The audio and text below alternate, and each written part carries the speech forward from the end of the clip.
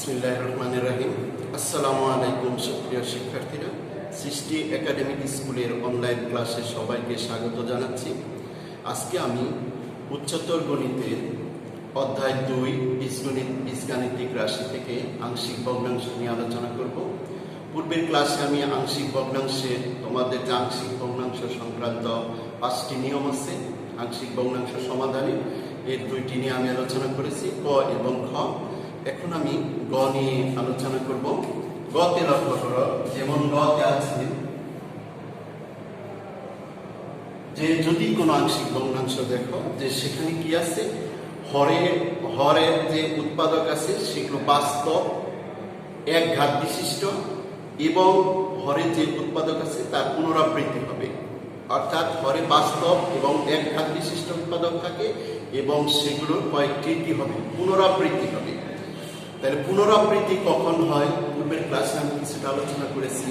এখন দেখো যদি এই জাতীয় কোনো ভগ্নাংশ থাকে, সে আমরা পাইলাম 3x - 8 divided by x - 2 whole square into x - 3। সবসময় মনে রাখবে যে হরে যে উৎপাদকগুলো থাকবে এই উৎপাদকের মধ্যে কোনোটার যদি বর্গ থাকে, পরিষ্কারভাবে বলা হয়েছে হরে বাস্তব এবং এক ঘাত বিশিষ্ট উৎপাদক থাকবে। তাহলে হরে যে উৎপাদক আছে এই দুইটা হচ্ছে বাস্তব এবং এদের ঘাত কত, x এর ঘাত কত 1, এখানেও x এর ঘাত কত 1। হরের যে উৎপাদকগুলো থাকবে কি বলা হয়েছে, এগুলো বাস্তব এক ঘাত বিশিষ্ট থাকবে এবং সেগুলোর পুনরাবৃত্তি হবে।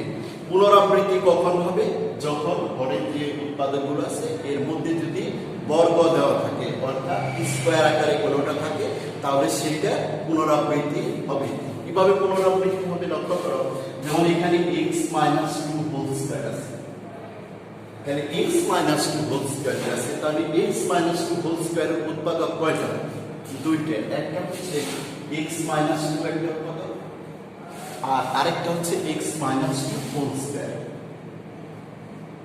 তাহলে এই x - 2 কি হয়েছে, পুনরাবৃত্তি হয়েছে। তাহলে এই ক্ষেত্রে পুনরাবৃত্তি হবে। আমি বলছি যে হরের যে কয়টা উৎপাদক থাকবে আমরা সেই কয়টা ধ্রুবক নিব এই আংশিক ভগ্নাংশে প্রকাশ করার ক্ষেত্রে। তাহলে এখানে দুইটা উৎপাদক থাকবে।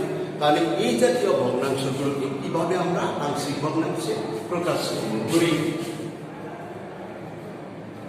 যে ভগ্নাংশটা দেওয়া আছে 3x - 8 divided by x - 2 whole square divided by x - 3।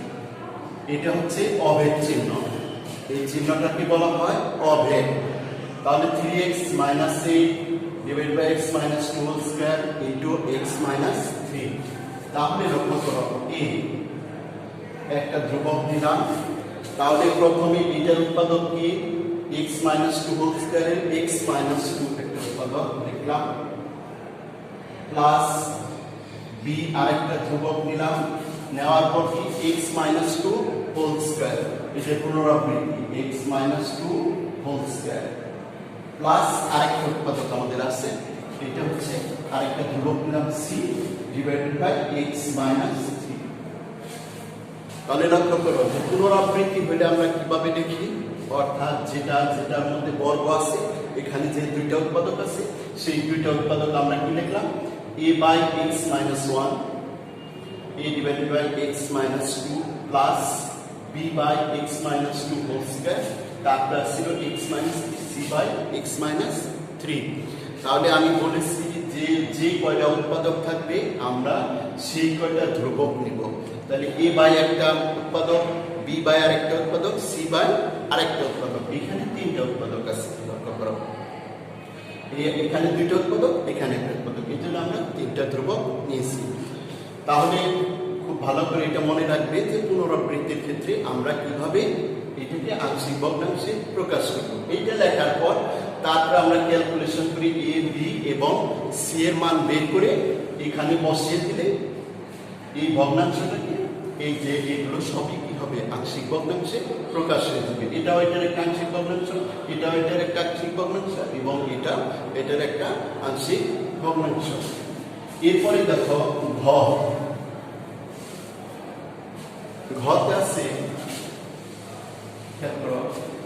যে হরের বাস্তব এবং হরে যে উৎপাদক থাকবে সেই উৎপাদকটা কি থাকবে, বাস্তব থাকবে এবং দ্বিঘাত বিশিষ্ট থাকবে, এবং কিন্তু এগুলোর কি হবে না, পুনরাবৃত্তি হবে না, পুনরাবৃত্তি হবে না। লক্ষ্য করো, যেমন আমি দেখলাম x minus one divided by এরকম থাকলো x square minus two x minus three, অর্থাৎ বলা হয়েছে হরে বাস্তব থাকবে, হরে যে উৎপাদক থাকবে সেটা কি থাকবে, বাস্তব থাকবে এবং দ্বিঘাত বিশিষ্ট থাকবে।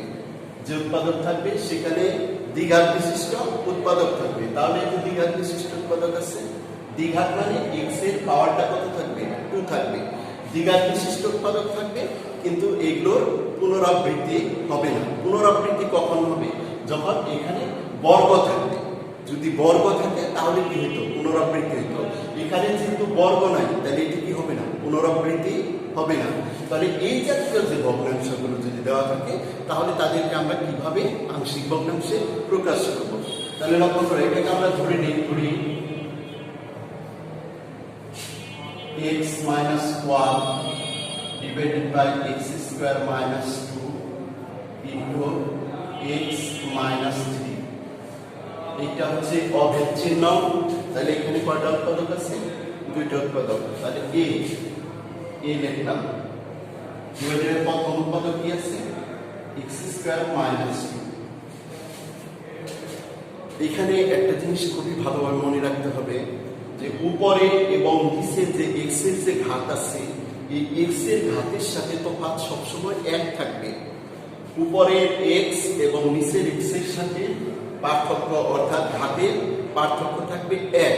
তাহলে লক্ষ্য করো, এর সাথে x এর ঘাত কিন্তু এমনি দেওয়া নাই, তার মানে এখানে কি আছে, x এর সাথে আগে যে উৎপাদকগুলো আমরা করছি সেখানে এর সাথে x লিখি নেই। কারণ কি, লক্ষ্য করো, এক ঘাত বিশিষ্ট ছিল। যেমন এরকম ছিল x minus 1 x minus 2, তখন আমরা এটা লিখে দিয়েছিলাম a by x minus 1 plus b by x minus 2, এরকম লিখেছিলাম। তাহলে লক্ষ্য করো, এখানে x এর ঘাত কত, 1, এখানেও x এর ঘাত 1। তাহলে উপরের সাথে কিভাবে 1 পার্থক্য হলো, অর্থাৎ এর সাথে তাহলে কি ছিল, x টু দি পাওয়ার 0 ছিল। এটা মনে রাখতে হবে যে তাহলে এখানে ছিল x টু দি পাওয়ার 0, কারণ x টু দি পাওয়ার 0 এর মান কত, 1, যে কারণে ওইটা আমরা লিখি নাই। এই ক্ষেত্রে তাহলে তখন যখন x টু দি পাওয়ার 0 ছিল আর নিচে যখন এটা এক ঘাত বিশিষ্ট ছিল x টু দি পাওয়ার 1, তাহলে এই দুইটার মধ্যে পার্থক্য কত ছিল, 1। এখানেও ঠিক একই পার্থক্য সবসময় থাকতে হবে 1। তাহলে এই ঘাতের পার্থক্য যদি 1 হয় তাহলে এখানে x স্কয়ার আছে, তাহলে এখানে যদি x টু দি পাওয়ার 0 আমরা বিবেচনা করি তাহলে ঘাতের পার্থক্য হচ্ছে কত, 2। তাহলে সেটা করা যাচ্ছে না, যে কারণে এর সাথে কি লিখতে হবে, x লিখতে হবে, ax। তাহলে এই ঘাতের পার্থক্য কত হলো, 1 হলো। এখন আমরা একটা ধ্রুবকের সাথে যোগ করে দেব প্লাস b। তাহলে এই যে আমাদের উৎপাদকটা আছে এটার অংশটা আমরা করলাম, এরপরে যে উৎপাদকটা আছে প্লাস, তাহলে a b নিছি, এবার c নিলাম, c divided by x minus 3 যেটা আছে সেটা। তাহলে যদি হরে, আমি বলছি যে হরে বাস্তব এবং দ্বিঘাত বিশিষ্ট উৎপাদক থাকে এবং সেগুলোর যদি পুনরাবৃত্তি না হয় তাহলে আমরা এই ধরনের এই প্যাটার্নে লিখব, লিখে এগুলোর আংশিক ভগ্নাংশ, এগুলোকে আংশিক ভগ্নাংশে পরিণত করব। কিভাবে আমি বলছি ax প্লাস b কে কিভাবে দেখলাম, আবার বলতেছি, আমি বলছি উপরে এবং নিচে লব এবং হরের সাথে পার্থক্য অর্থাৎ x এর যে ঘাত আছে x এর ঘাতের পার্থক্য কত হবে, 1। এইখানে আগের গুলো আমরা কেন লিখি নাই, কারণ ওখানে এর সাথে কি ছিল, এখানে x এর পাওয়ার ছিল কত, 1। তাহলে উপরে কত ছিল, x টু দি পাওয়ার 0। তাহলে x টু দি পাওয়ার 0 যদি হয়, এখানে যদি x হয় তাহলে ঘাতের পার্থক্য কত, 1।